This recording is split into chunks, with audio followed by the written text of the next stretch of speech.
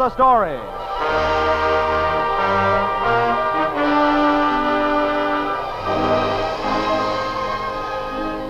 This is the story of a poet of the people. The story of what would happen to all creative writing if communism took over America. Walter Kingsford plays the part of Charles Lambert in the story called The Monkey's Cage.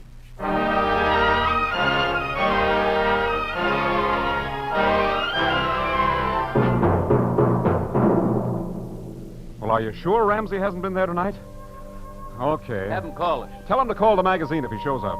No luck? No, his brother hasn't seen him. Have you tried his house? 6 times. His landlady threatens to call the cops if I bother her again. Oh, this is ridiculous. A man doesn't go away without leaving a message. Somebody must know where he is. Can't we hold off his story until next month's issue of the Digest? How?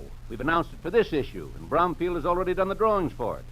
This isn't like Ramsey. He's always taken his work seriously. Yeah, and sometimes he takes it a little too seriously. Huh? What do you mean? Did you ever hear him sound off when he's had a couple of drinks? No. Well, I have. Just the other night, as a matter of fact. We stopped in at the Blue Moon for a nightcap. One drink led to another, and before I could stop him, Ramsey started popping off about the curse of communism. That's it. What? Look, Bennett, it's been 5 years since the communists took over our country. You think they picked up Ramsey? When somebody disappears these days, he hasn't gone to the mountains for a vacation. Yeah. There's one chance. Call the Blue Moon and ask Joe if he's seen Ramsey lately. Well, he saw him the other night. Ask him if he's seen Ramsey since then. Okay, but I don't think it'll do any good. It's a chance. Hello, Blue Moon Cafe. Hello, Joe. Yeah? This is Gil Bennett, Springfield Digest. Oh, hello, Mr. Bennett. Joe, have you seen Mr. Ramsey today? Or yesterday. Or yesterday? No, I haven't. Hasn't been in at all? No, I haven't seen him for quite a while. Well, you saw him the other night. I don't remember. He was standing at the bar with me. Sorry, I don't remember. Now, just a second. I know I was there with Ramsey. And I also know we talked to you. And you talked to us. You even told Ramsey he was drinking too much. Do you remember that? No, and you'd better forget it. Look, Joe. Gotta hang up. Customers. Hello, Joe! Joe!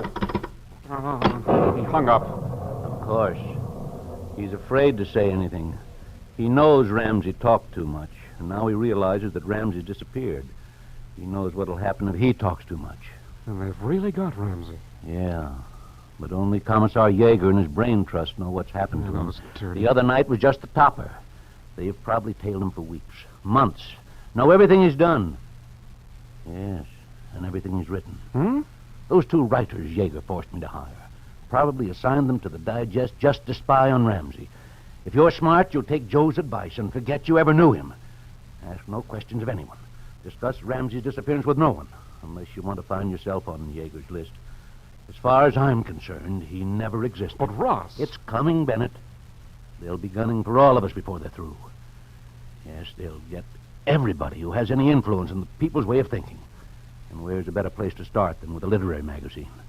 They've stopped Ramsey from talking and writing. Who's next is anybody's guess. What about Lambert? Charles? Well, his poetry is read by millions. Not in 100 years would they find anything in his poetry which could even vaguely be interpreted as anti-communistic. You never can tell. I know what I'm talking about. Why, for years, Charles Lambert has been writing about typical Americana, about the people. Even when he won the Pulitzer Award and went to England for 8 years, he still wrote about the things he remembered here in America. No, they'd never touch anybody like Charles Lambert. He's one man who's safe.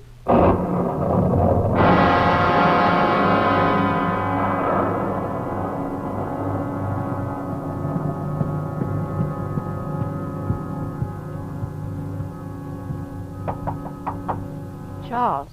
Charles. Charles, dear. Judith, come in. I didn't hear you. The rain. It's late, dear. Hadn't you better come to bed? I'm almost finished. Oh, your poem for the Springfield Digest? Yes. I'll read you what I have. I called it The Wheel of Life. Good title. These things are real. The rain that soaks the ground. The soil that grows alfalfa, grain, and corn. The crops that feed the cattle and the pigs. The food that fills our bellies gives us life. A fleeting thought, a moment at a time. These things are real, and they are all that count. These things are free. A lover's tender kiss, a baby's smile, the thought, this child is mine, the firm and honest handshake of a friend, the robin's song, the apple trees in bloom, the beauty of the autumn's changing hues. These things are free, and so remember them. That's all I have so far. Oh, I like it. It's you remembering all those years back on your father's farm in Iowa. Is it that obvious an autobiography? Well, when a woman is married to the same man for 35 years, there's little about him she doesn't know. Has it been that long? 35 next Christmas. I'd lost track. I've lost track of a lot of things recently. We all have, dear. So unbelievable, Judith. In so short a time to have lost so much.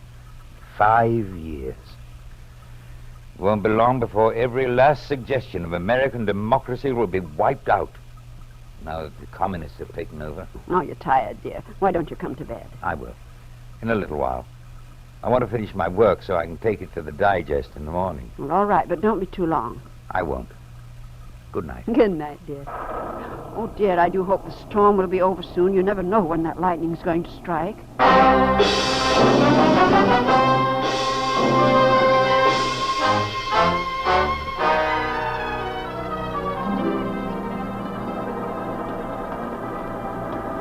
Good morning, Russ. Oh, Charles, come in. Here's my latest effort for the digest. Written in your usual earthy style, of course. Oh, decide that for yourself. After all, you're the editor of this magazine. Ever been a time I didn't like your stuff? No, but times have changed, my friend. Yes, they have. What's wrong?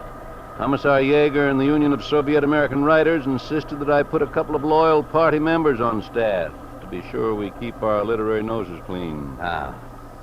Outside of that, all's right with the world. Let's see what you've written. Judith insists it's my autobiography in verse. These things are real. The rain that soaks the ground, the soil that grows alfalfa, grain, corn. I'm positive it's innocuous enough to be acceptable, even to the administration of the Union of Soviet American Writers. This is good. Think there's anything in it that might offend Commissar Yeager? Can't see anything. It's a poem about the people. That should please him. What's so funny? Oh, I was just wondering what Yeager's mob would do to some of our other American poets who wrote about the people. Emerson, Walt Whitman, Sandburg. I remember one of Sandburg's poems. The strong men keep coming on. They go down shot, hanged, sick, broken. They live on fighting, sighing, lucky as plungers, the strong mothers pulling them on, the strong mothers pulling them from a dark sea, a great prairie, a long mountain. Call hallelujah, call amen, call deep thanks. The strong men keep coming on. If Sandburg wrote that today, they'd boil him in oil for advocating the overthrow of communist rule in America. Excuse me, Mr. Taylor. Yeah, what is it, Fred? Commissar Yeager would like to speak with you. Yeager? Tell him to come in. Yes, Mr. Taylor. Yeager here? Think it means trouble? No, I don't think so. Probably just on a tour of inspection. Well, I'm leaving. Mr. Yeager and I have nothing in common. I'll let you know what happens. Bye. Bye, Russ. Bye. Oh, hello, Yeager. Commissar Yeager, Lambert. Oh, yes, of course. Sorry. See you later, Russ. Right. Come in, Commissar. I see Lambert hasn't learned yet that we don't accept familiarity between the workers and the administration. Sit down. Thank you. You'll have to forgive him, Commissar. Those poets live in a world of their own. Yes. That's what I want to talk to you about. Oh? The administration isn't happy with some of the writing in the Springfield Digest. But we haven't printed... You are popularizing the works of writers whose literary and political thoughts conflict with ours. Your writers have forgotten that the first aim of Soviet American culture is the education of the people to party doctrine and policy. Where do our writers conflict? They concern themselves with a form of writing that is empty and foreign to the way in which we are educating the Soviet American people. This Charles Lambert is a good example. His verses are saturated with a spirit of pessimism and melancholy. But he writes about the people. His poetry is simple, honest, and most certainly not foreign to the communist line of thought. Here, this is his latest poem. Read it for yourself. The Wheel of Life. Yes, he writes about things we see around us, things which are part of our everyday lives. And this is what you would call art for art's sake. Yes, I would. It's filled with words which mean nothing. It speaks of personal pleasures and property which belongs to the individual. Here, a baby's smile, the thought, this child is mine. Under the Soviet American government, Taylor, the children belong to the state. But You claim he writes about the people. But this poem, filled with individualistic thinking, would bring harm to the cause of the education of our Soviet American youth. We can't accept it. Do you understand? Yes. The idealistic years of your American literature are over, finished. You are now living in the true democracy. It is evident that you have been publishing worthless works because you were afraid of offending a friend. But from now on, the Springfield Digest will accept no more pap like this work of Lambert's. From now on, all your writers will conform to the party line. Our literature cannot have interests other than the interests of the state and the people. The people, yes. Have I made myself clear? Only too clear, Commissar Yeager.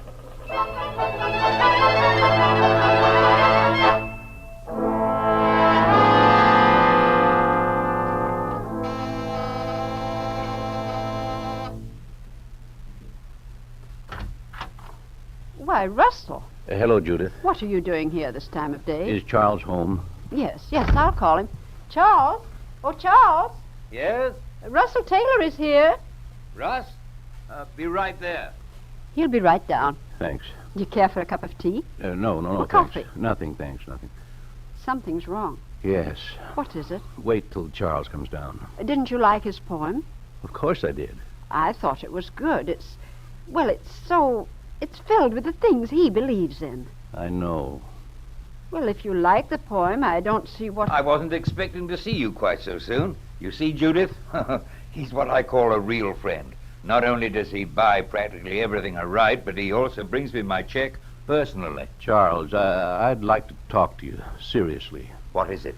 I didn't bring your check. As a matter of fact, there isn't going to be a check this time. Why, what do you mean? But you said you liked Charles' poem. Sit down, both of you. Sit down. Commissar Yeager delivered an ultimatum from the Union of Soviet American Writers this afternoon. What? It affects all the contributors to the Digest, particularly you, Charles. Why, Charles, he hasn't written anything anti-communistic. No, he hasn't, no. Neither has he written anything to advance the teaching of Soviet American literature to the youth of this country. Yeager said that? We said a lot more. He claims your work is idealistic pap, art for art's sake, full of sound and fury, signifying nothing. That you've forgotten the primary purpose of Soviet American culture is to educate the people to a party doctrine and policy. Soviet American culture? Creeping paralysis would be more like it. Charles! What else did the noble commissar have to say? The Digest is to discontinue publishing any works marked by ideological and political neutrality and alien to Soviet American literature. What does that mean? It means, my dear, that the personal liberty we've been enjoying is being seriously threatened. From now on, Charles and all the other writers will have to concern themselves with spreading Soviet culture in their writing and forget anything and everything which even suggests our dead democracy. The beginning and the end. Oh, that's impossible. How can they expect Charles to spread Soviet culture when he's an American poet? Judith, there's no longer any such thing as an American poet. A man is either a Soviet American poet writing to further the educational aims of the Central Committee in Washington, or he's nothing. And an editor of a literary magazine must reject his work as being unsuitable. You mean you're going to change the policy of the Digest just like that? Yes. Hey, you can't.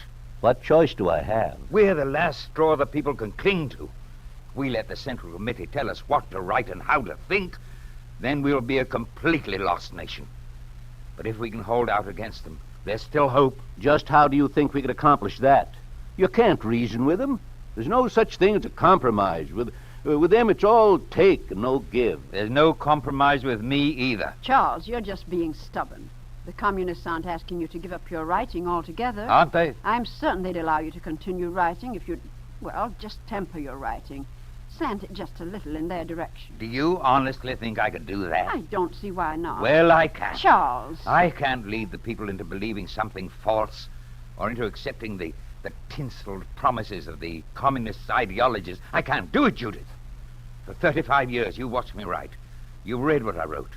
You also know that I've never written anything which even vaguely suggested the destruction of democracy. How can you expect me to do that now? But Charles, you have no other choice. Don't I? I know the people, Judith. I know what they once believed in and fought for. And I know that we'd still have those things the people believed in if we'd all fought just a little harder. Maybe I am stubborn, but I can never write a single word the way the communists wanted me to and still remain faithful to the people or to myself. Oh, Charles. Russell, see what you can do. See if you can't talk some of this stubbornness out of him. I'm not so sure I want to, Judith. What? But, Russell, You see, Charles has made me realize that a drowning man doesn't stop swimming. What? He keeps trying to save himself until there's no breath left in him. We've been friends for a good many years, Charles. I couldn't desert you now and live with my conscience. Thank you, Russ. What are you going to do, Russell? If this husband of yours is so determined on fighting Commissar Yeager and his masterminds, he'll need some help, and I'm going to try to give it to him. I don't know how far we'll get, but at least we'll be doing what we both believe in.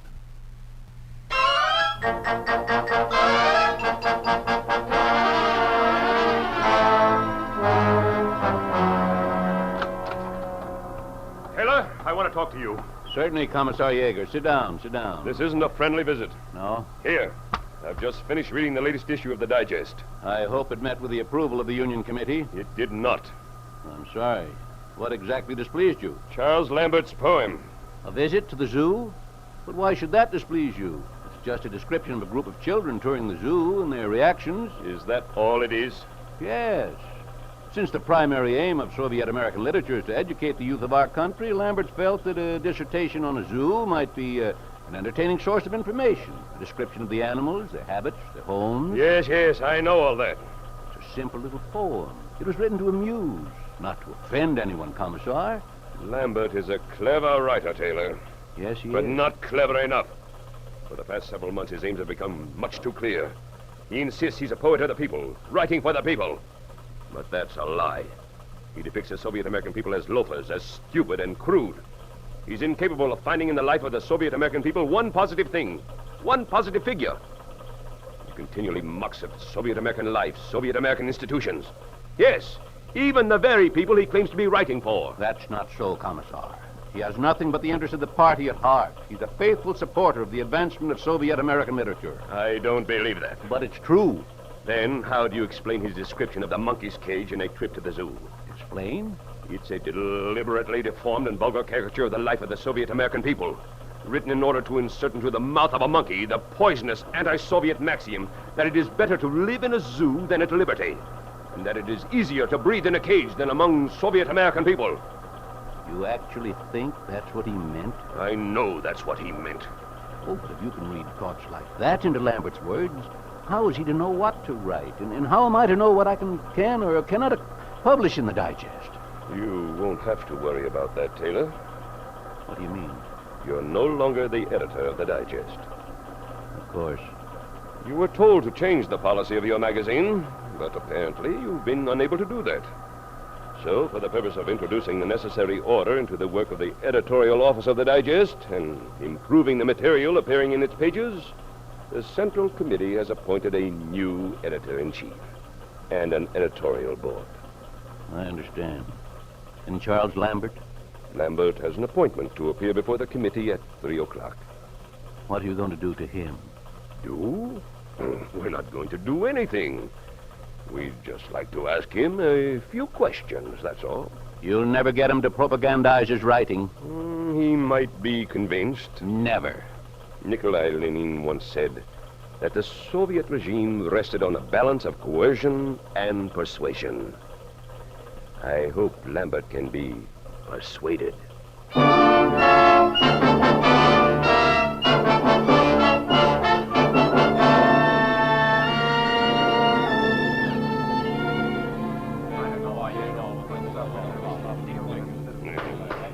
You will be quiet, comrades.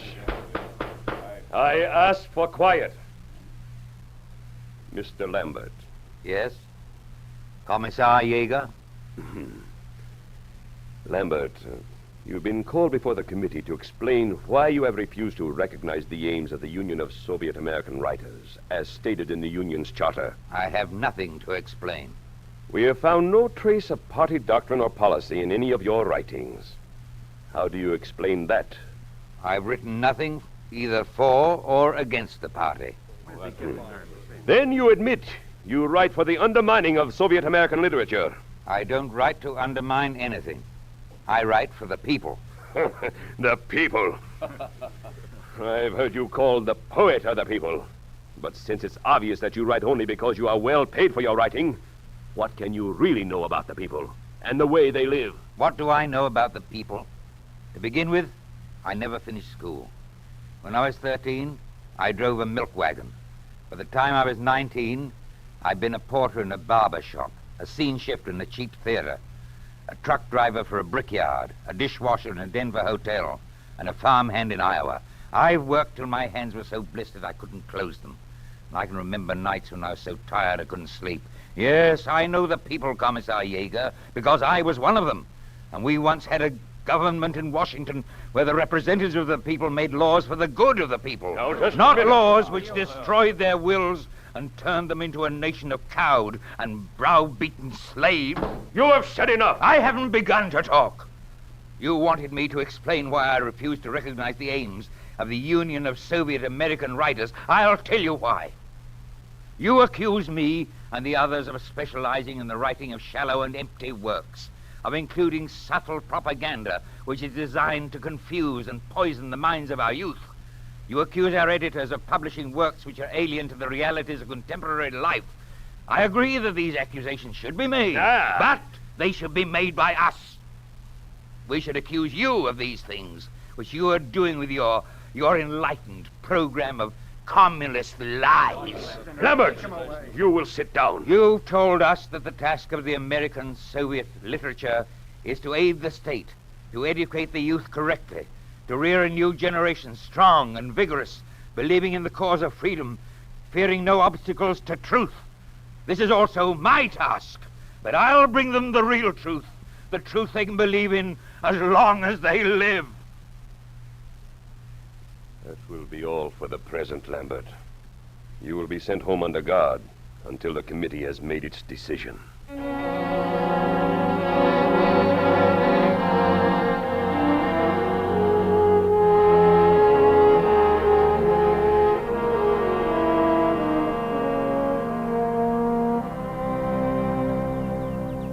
Looks like we're going to have an early spring, Charles. There's a robin out there in the apple tree. I hear. Charles. Yes, dear? Charles, what will they do to you? We'll know soon enough. Oh, Charles. Please, dear.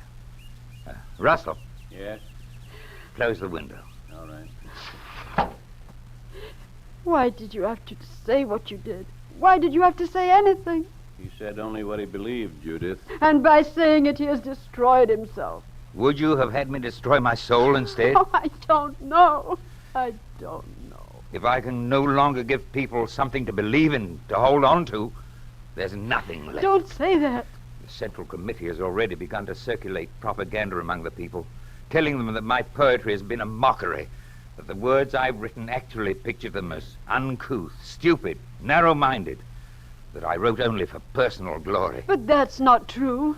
The people will believe They it. can't. I'm afraid they will, Judith. Oh. Well, Russell, we tried. Yes. Will you take this? What is it? My epitaph. By what odd chance did I go shouting in my songs that I am a friend of the people?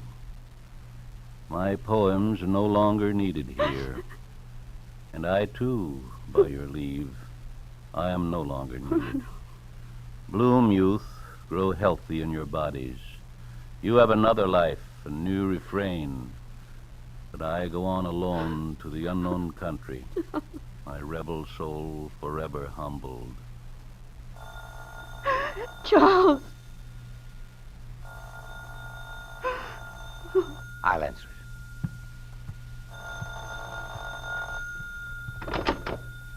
Hello? Yes?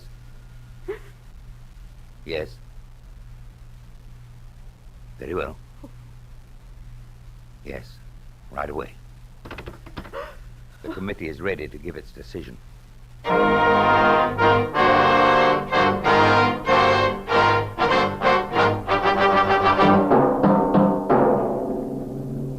Lambert, you stand accused not only of refusing to write according to party policy, but for treasonable utterance against the Central Committee of the All-Union Soviet American Party.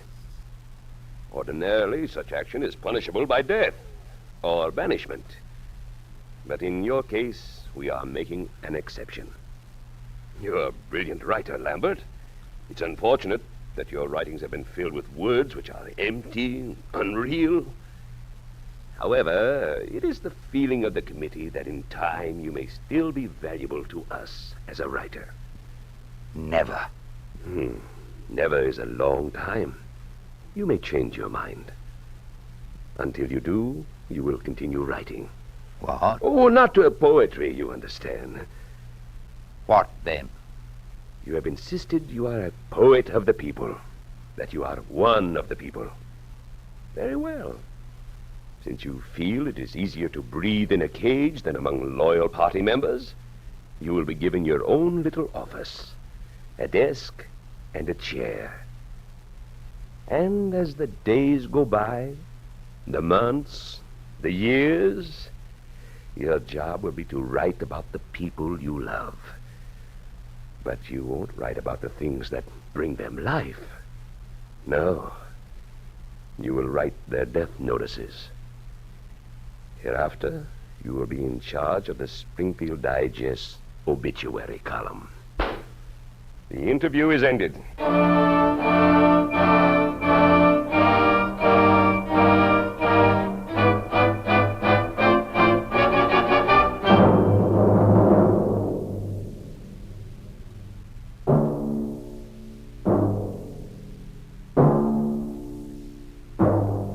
You have just heard a story of what happens to a poet under a communist regime. You have just heard what would happen to any American writer if communism took over America. You think this could not happen? It did happen when the communists took over their own country, Russia.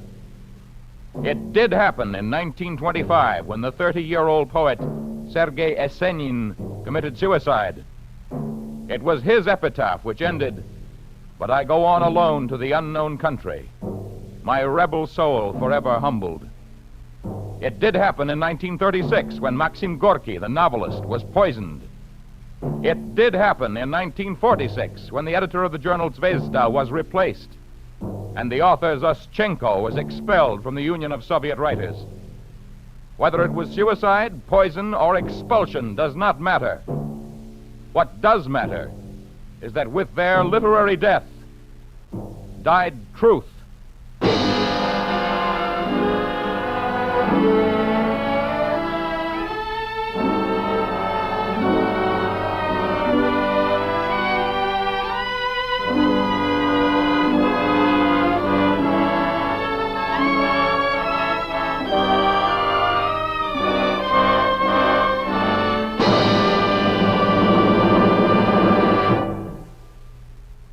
For what avail the plow or sail, or land or life, if freedom fail?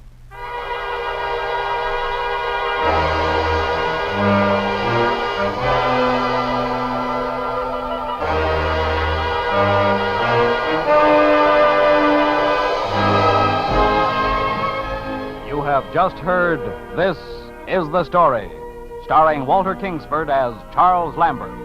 Music was composed by Earl Lawrence with musical direction by Michel Perrier. The Monkey's Cage was written for This Is the Story by Milton Kahn, produced and directed by Robert M. Young. Bill Stewart speaking. This is the United States Armed Forces Radio Service, the voice of information and education.